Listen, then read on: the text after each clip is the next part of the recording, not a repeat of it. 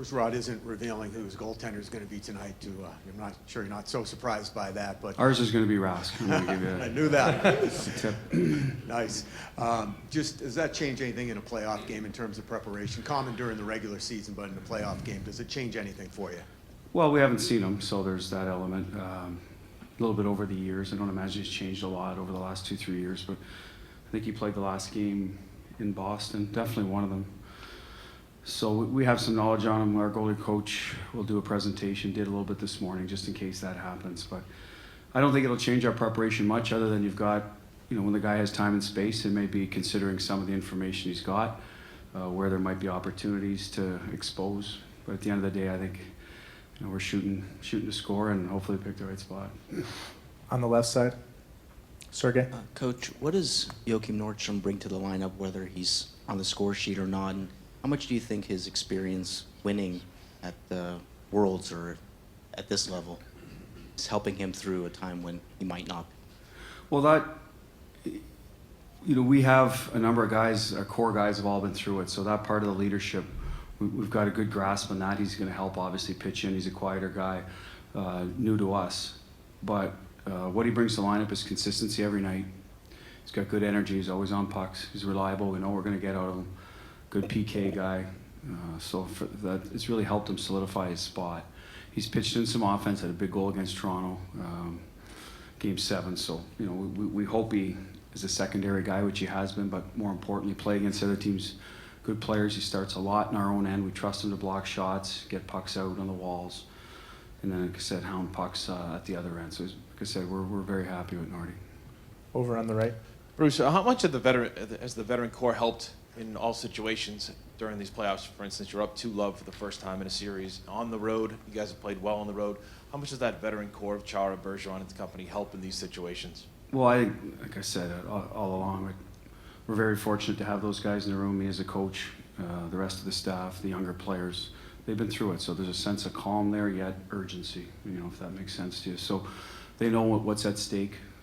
We have not been in this position in the playoffs, so it'll be interesting to see how we respond tonight.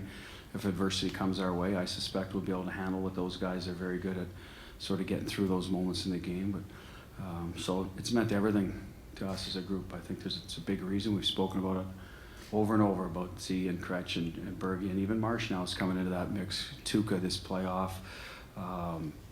Those are the guys that have been there and done it. Shows for us. Right side in the back, Emily.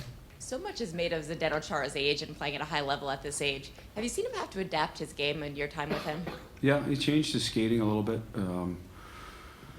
He knows also that the time and space with pucks, it's not the older D to D. You have time to look for a seam. It's pretty quick, so you're putting pucks into areas. I know it doesn't sound like much, but there is a little touch that goes on there where you can skate onto pucks. Probably the way he plays the game is probably a lot more tilted years ago to those physical one-on-one battles. Now it's a little more pace, use your stick and angles to play defense more so than in the past. So he's just adjusted real well to that. He's still going to be Z, who's going to be heavy in front of the net, a shot suppressor in the PK.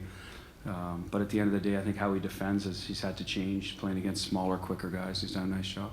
Take a couple more for Coach. Dan on the left. But has Achari cleared yet, or is he still not cleared? Or is it just it's cleared and you don't want to shoot? Coach's decision today. He's going to be out. We're going to stick with the same group. Part of that is we like how we've played. Part of it is gives Noel a little extra time. He's cleared, but we'll give him the extra 2 days and we'll evaluate then. We've changed our lineup after wins and after losses. We just kind of do it on who the opponent is, what's best for our guys that day. If there's a game tilted toward physicality or pace, I think Backus and Wagner both bring what some of Noel does, so we're okay there. Noel does a little more in the penalty kill, so we have to make sure that we're up to speed there. But at the end of the day, those other guys have fit in well, so we're going to stick with it. Right side, Kevin. Bruce, you've been upside down on the math as they are right now with 2 games, last year with Tampa, as a matter of fact. That in the old world response of 70s and 80s, the team down might have said, traffic to the net, disrupt the goalie, stick one under his chin. That doesn't exist anymore. So what is the range of response now when you're down? What can you do? Well, I think the shoe was on our foot, which last year was, but it hasn't, we've been down 2-1 this year. You have to understand that there's the margins are slim. So it becomes that focus of being an on-time start and playing with the lead, I think, is very important in that regard. It gives you a little breathing room. And not allowing easy goals, and that's usually a product of discipline, whether it's going to the box for discipline or not checking properly or with your assignments. So I think there becomes a little more focus on those little details. You got to get all the details right.